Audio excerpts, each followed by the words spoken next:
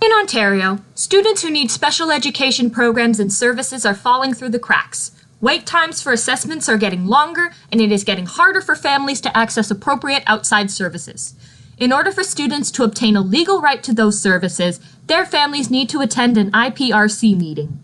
Under the Ontarians with Disabilities Act, all educational institutions are required to address the identification, removal, and prevention of barriers to persons with disabilities.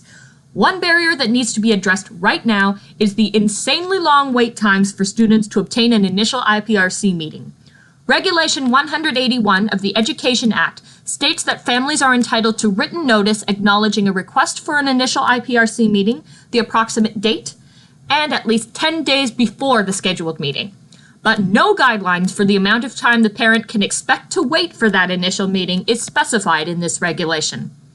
I know how long it takes families to obtain an IPRC meeting date because my parents had to go through this process.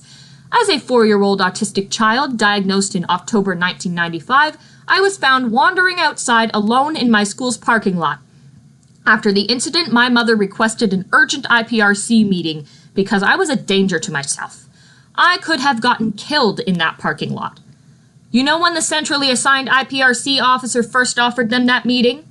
April 1996, 6 months after the incident. Well, my parents were not having it, and my mother called that office every day for weeks. The people in charge of the IPRC appointments eventually got so fed up with my mother calling them that they moved my IPRC meeting date up to February of that year. My mother fought the system to get me the supports I needed. But what about those parents who cannot navigate the system? Who work long hours just to make ends meet, who have other children to look after, who are new immigrants that cannot speak our language yet? What is going to happen to their children? Their children are going to fall through the cracks and will not be able to get all the supports they need because their families had to wait so long for that initial IPRC meeting. Early identification is key for students to access the supports they need. Our students deserve it, but that will not happen until IPRC wait times are reduced.